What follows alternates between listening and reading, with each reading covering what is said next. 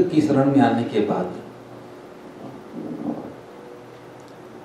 जीवन को बहुत सुंदर होना चाहिए, और जीवन की सुंदरता इस बात पर निर्भर करती है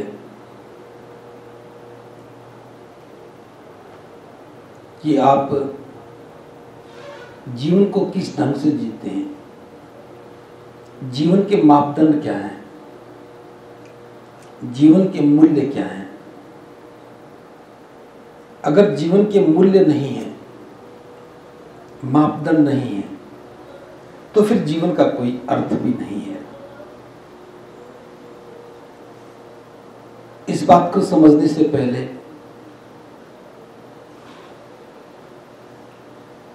इस बात को भी समझना चाहिए कि जो बुद्ध की खोज है, उनका जो पहला धम्मोपदेश है, वो कितना महत्वपूर्ण है। जब ये बात हमारी समझ में आती है तभी हम कुछ समझ सकते हैं कि धम्म जीवन के लिए कल्याणकारी क्यों है। जैसे बुद्ध सबसे पहले कहते हैं कि मेरे धम्म का आत्मा परमात्मा से कुछ भी लेना देना नहीं है।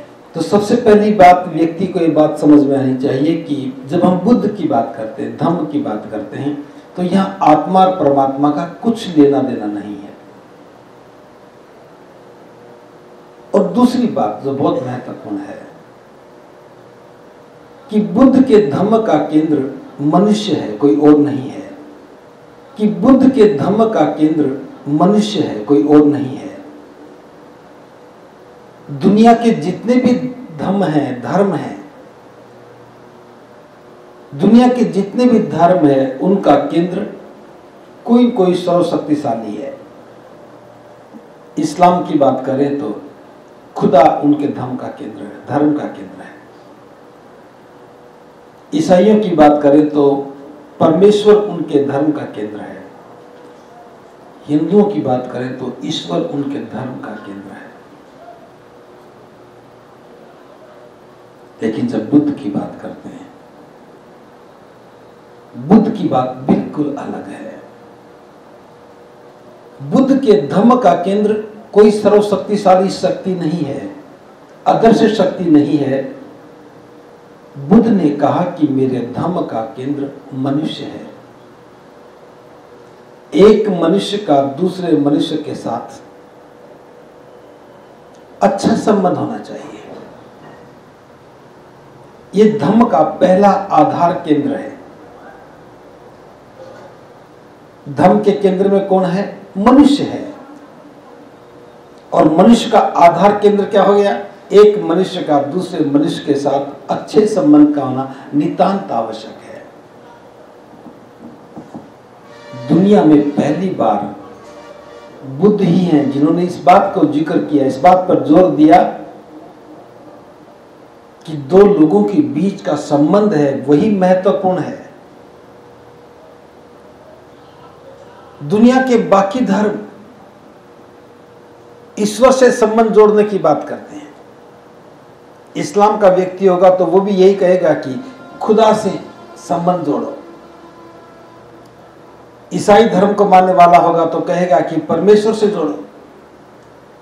हिंदू कहेगा कि ईश्वर से जोड़ो, संबंध जोड़ो।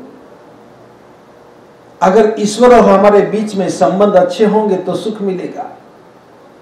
हम कोई कर्म करें, हमारे कर्म करने से ईश्वर खुश हो जाए तो वो हमें सुख देगा। पहले वो खुश होगा फिर सुख देगा। उसका खुश होना हमारे लिए सुख का मिलना है। दुनिया के सारे धर्म ही जो सर्वशक्तिशाली जिसको केंद्र मानते हैं उसे खुश करना चाहिए, उसी से संबंध होना चाहिए। और ये बहुत बड़ा प्रचार तंत्र काम करता है, उससे संबंध जोड़ो, उससे संबंध जोड़ो।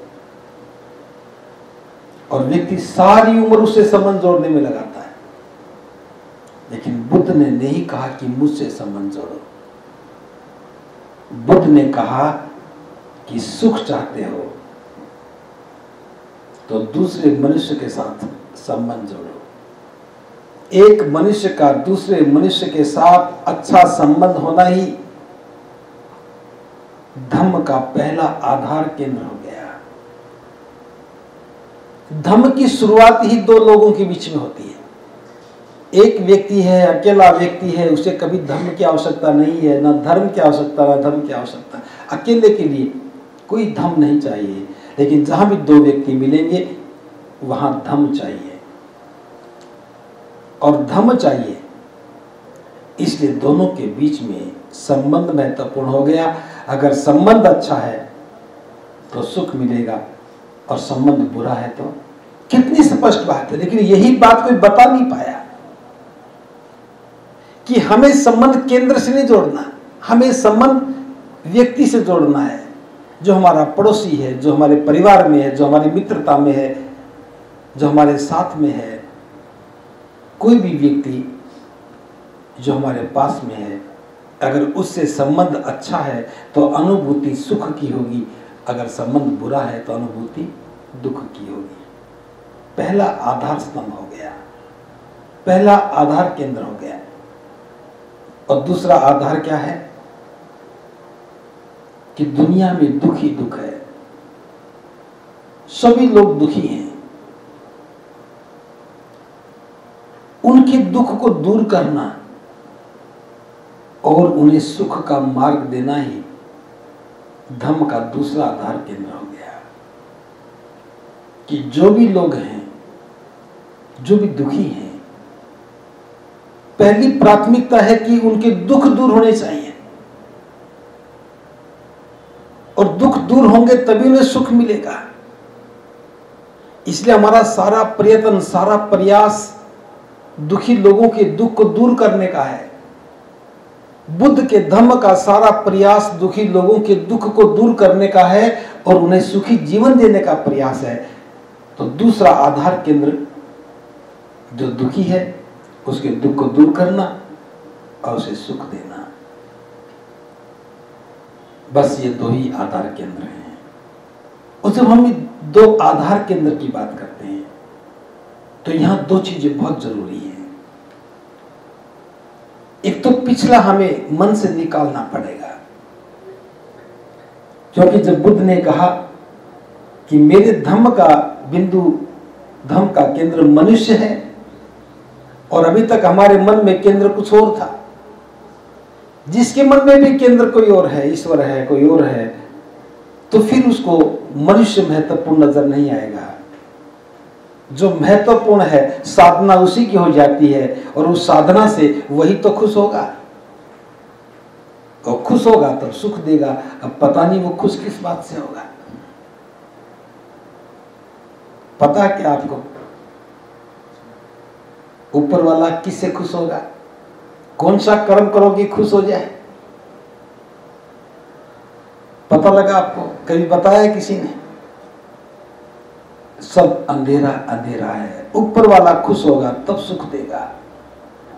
और बुद्ध ने क्या कहा? अपने से बगल वाले के साथ संबंध कैसा है? संबंध अच्छा है तो सुख मिलेगा, संबंध बुरा है तो दुख मिलेगा, बस आगे की मत सोचो। और निर्भय कर दिया, निर्भय कर दिया। बुद्ध ने पहले व्यक्ति को निर्भय किया, सोच की दिशा बदल दी, कनेक्शन ही बदल दिया। अब केंद्र में बुद्ध नहीं है, केंद्र में कोई सर्वशक्तिशाली ताकत नहीं है, केंद्र में कोई अदृश्य शक्ति नहीं है, केंद्र में तो मैं ही हूं, आप ही हैं, हम सब लोग हैं। हर मनुष्य बुद्ध के धम्म का केंद्र है, हर मनुष्य बुद्ध के धम्म के केंद्र में है। प्रत्येक मनुष्य धम्म के केंद्र में है, तो उस केंद्र के साथ संबंध कैसा है? मैं भी केंद्र में हूं, आप भी केंद्र में हैं, हम दोनों के बीच में संबंध कैसा है? यही तो धम्म है। आसान है या मुश्किल है? आसान है, लेकिन यही तो हम नहीं कर रहे। हम सबसे पहला काम तो संबंध ही तो बिगाड़ते हैं, संबंध बिगाड़ते हैं तब तो दुख आता है। कुछ लोग बौद्ध धर्म का प्रचार करते करते दूसरे धर्मों से ही संबंध बिगाड़ रहे हैं। अरे उनसे संबंध बिगाड़ने की आवश्यकता नहीं है। वो अपने धर्म के केंद्र को मान रहे हैं, किसी को क्या आपत्ति हो सकती है? हमें तो उसको भी देखना है, हमारे पड़ोस में तो उसके साथ भी संबंध अच्छा होना चाहिए। हमें तो संबंध अच्छा बनाना है, उसके साथ भी बनाना है, अपने बौद्ध भाई के साथ भी बनाना है, अबौद्ध के साथ भी बनाना है। यही तो धर्म है। बुद्ध ने नहीं कहा कि दूसरे धर्म को मानने वाले धर्म का केंद्र नहीं है। धर्म के केंद्र में तो मनुष्य है, कोई भी मनुष्य है, चाहे वो किसी को भी मानता है। हमें बुद्ध की बात को मानना चाहिए। जो भी मनुष्य है वो मेरे धर्म का केंद्र है और उसके साथ मेरा संबंध अच्छा होना चाहिए। जो भी दुखी है, केवल बौद्ध दुखी है सवाल ये नहीं है, केवल भारत का व्यक्ति दुखी है सवाल ये भी नहीं है। कोई भी व्यक्ति दुखी है, किसी भी देश का व्यक्ति दुखी है, उसके दुखों को दूर करने में मेरा योगदान हो जाए और मेरे प्रयास से उसका जीवन सुखी हो जाए, ये तो दूसरा केंद्र हो गया। इन दोनों केंद्रों को मिलाते हैं तब धर्म समझ में आने लगता है। तो सबसे पहली बात, हमें संबंधित तो बनाने हैं। फिर देखो धर्म कितना सुंदरता से आगे बढ़ता है, परिवार कितना सुंदरता से आगे बढ़ता है। अब एक व्यक्ति बौद्ध हो गया, बौद्ध होने के बाद घर में ही झगड़ा करने लगे, रोज झगड़ा करे और कहे कि मैं तो बड़ा बौद्ध हूं, 20 साल से बौद्ध हूं। बौद्ध होने से, कितने वर्षों से बौद्ध होने से कोई सरोकार नहीं है। बस बात इतनी सी है, परिवार के जो लोग हैं उनके साथ कितना गहरा संबंध है, कितना अच्छा संबंध है। यही इसी बात का प्रमाण है कि आप अच्छे बौद्ध हैं या बुरे बौद्ध हैं। सारा प्रयोजन दुखों को दूर करने का है।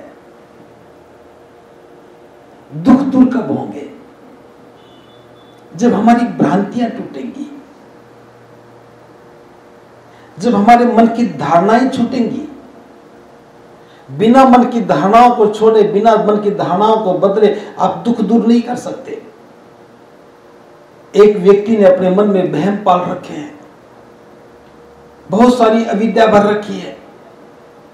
जब तक उस अविद्या से मुक्त नहीं होगा, उसका कभी भी दुख दूर नहीं हो सकेगा। दुख को दूर करना है तो सबसे पहले उसके मन की अविद्या को दूर करना पड़ेगा, मन की अज्ञानता को दूर करना पड़ेगा। उसके मन में जो डर है, उस डर को खत्म करना पड़ेगा और मन के डर खत्म होंगे तभी उसकी दृष्टि सम्यक होने लगेगी। जिसकी दृष्टि सम्यक नहीं है उसको धर्म समझ में नहीं आ सकता। सम्यक दृष्टि का मतलब क्या है? जो हमारे मन में अज्ञानता है, अज्ञानता अंधकार है, अंधविश्वास है।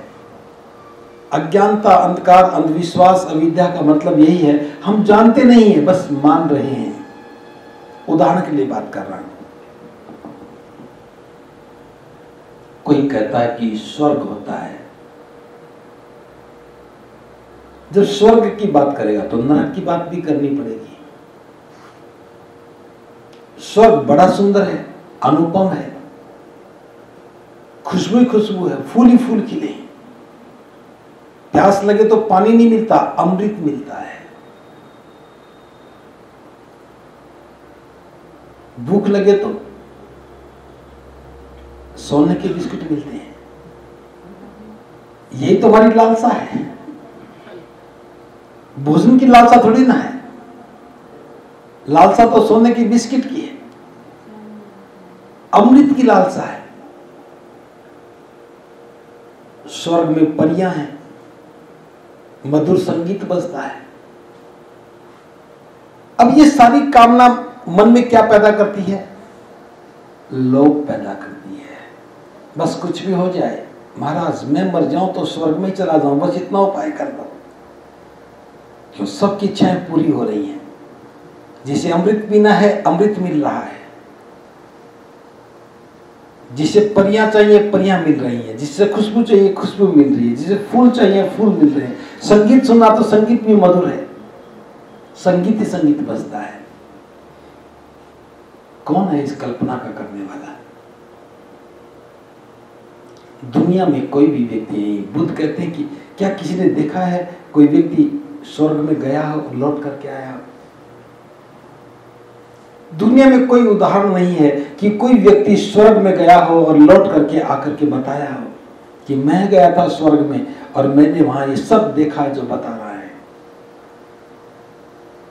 और नरक के बारे में, नरक तो बड़ा विकराल है, इतना डरावना है, इतना भयावह है कि बड़ी बड़ी कढ़ाइयां हैं, उनमें तेल भरा है, नीचे आग जल रही है, तेल उबल रहा है, उबलते हुए तेल में आदमी को उल्टा लटका देते हैं। जब तक उसका अपना तेल ना निकल जाए छोड़ते नहीं है। बुरे कर्म करोगे तो नरक में जाओगे। लंबे लंबे लोहे की सलाखें लाल सुर्ख करके उसके सीने में चुभोते हैं। दंड देने की भी अंतिम पराकाष्ठा है। इतनी भयंकर तस्वीरें जाओ सत्संग घरों में सजीव मिलेंगी। नरक, खूंखार से आदमी। बुद्ध ने यही तो पूछा कि बताओ कौन गया है नरक में जिसने ये सब देखा हो? जिंदा व्यक्ति जा नहीं सकता, मुर्दा व्यक्ति लौट के आ नहीं सकता, तो बता कौन रहा है? कौन बता रहा है? जो बता रहा है वही शैतान है, वही भटका रहा है। जो बता रहा वही तो भटका रहा है। अब इतनी सी बात समझ में आ जाए, जो बता रहा वो भटका रहा है, बस गुमराहपन दूर हो जाए। सारे लोग डर रहे हैं, नरक में बस नहीं जाना, स्वर्ग मिल जाए, नरक में नहीं जाना। क्यों स्वर्ग मिल जाए? फिर कहानियां कि मरने के बाद जिसका राज है वो किताब खोलता है, आपकी एक एक बात वहां लिखी जाती है, उसके पास एक ही काम रह गया, ये भी कोई काम हो गया। बुद्ध ने सबसे पहले बस इसी को साफ किया। बुद्ध ने कहा कि डरना नहीं है, और अकेले डरने से बात नहीं बनेगी, लोभ भी नहीं करना है, कि लोभ करते हो तभी डरते हो। बिना लोभ के डरने की बात नहीं आती। मन में लोभ पैदा हुआ तभी तो डर पैदा हुआ। मुझे चीज मिल जाए, मैं ये वस्तु को ले लूं, ये लोभ है। और मिल गई तो फिर डर भी शुरू हो जाएगा, मेरी तो थी नहीं, मुझे मिल गई। लेते समय गड़बड़ ना हो जाए, चोरी ना हो जाए, बस डर, यही तो डर है। डर और लोभ साथ साथ चलते हैं। इसलिए डराया नरक का नाम लेकर के, लोभ दिया स्वर्ग का नाम लेकर के, और कर्मों में उलझा दिया। लेकिन बुद्ध ने कभी नहीं कहा कि तुम स्वर्ग में जाओगे या नरक में जाओगे।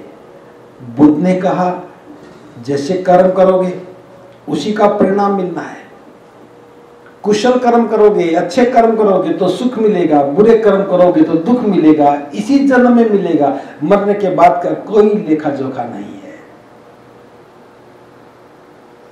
कुछ लोग मिलते हैं बौद्ध धर्म में भी जो पिछले जन्मों की बात करते हैं ना। किसी ने देखा नहीं पिछला जन्म, और बात करने वाला ऐसे बात करेगा जैसे वही साक्षात्कार लेके आया। तो बुद्ध के धम्म में अगर जाना है तो सबसे पहले मन को साफ करना है। मन में किसी प्रकार का वहम नहीं होना चाहिए, डर नहीं होना चाहिए। ये जो मन के वहम हैं, मन की अवधारणाएं हैं, मन के भ्रम हैं, जो मन को डामाडोल करते हैं, यही बाधाएं हैं, यही अविद्या है। इस अविद्या से निकले बिना धम्म समझ में नहीं आएगा। और अभी तक भारत में धम्म इसलिए नहीं फैल पाया कि पुरुष धर्म की चर्चा सुनने आता है, महिलाएं घर में धर्म का पालन करती हैं। अब यहां धम्म सुन रहा है, घर में धर्म की बातें हो रही हैं, पत्नी पति की बात नहीं मानती और पति अपाहिज हो जाता है कि मैं क्या करूं, पत्नी नहीं मानती। और उसके पास जाओ तो वो भी कहेगी मैं क्या करूं जी, ये कहीं लेके नहीं जाते। हम कैसे जीवन में कर चले गए, कैसा जीवन जी रहे हैं। तो धम्म अवधारणाओं को साफ करने से समझ में आता है। मन के बहम नहीं निकलेंगे, धम्म समझ में नहीं आएगा। अविद्या का नाश हुए बिना धम्म समझ में आ ही नहीं सकता। अब मैं उदाहरण के साथ बात बता रहा हूं। हम बहुत सारे बहम में फंसे हैं। जैसे किसी अच्छे काम के लिए निकलने वाले थे, किसी को छींक आ गई, मन में क्या विचार आता है, अपशकुन हो गया, मुझे काम के लिए निकलना है, छींक इनको आ गई, मेरे काम से इनकी छींक का क्या सरोकार था, लेकिन छींक इनको आ गई, मन में डर पैदा हो गया, अरे अब तो काम बिगड़ ही जाएगा, अपशकुन हो गया। ये अपशकुन की जो अवधारणा मन में किसने बैठाई, वही शैतान व्यक्ति है, तो आपको डराने वाला व्यक्ति है। और ये बात समझ में आ गई कि छींक उनके शरीर की क्रिया है, मेरा काम का उससे कोई सरोकार नहीं, मेरा काम दिल्ली में होने वाला है और छींक इनको आ रही है। बात समझ में आ रही है ना? धम्म यहीं से शुरू हो जाता है। जब आप अविद्या का नाश करने लगते हो तो बुद्धि काम करने लगती है। डर में बुद्धि काम नहीं करती। शनिवार को कोई व्यक्ति बर्तन में तेल लेकर के आ जाए, एक काली सी आकृति टांग ले और बस आपके आगे ही कर दे,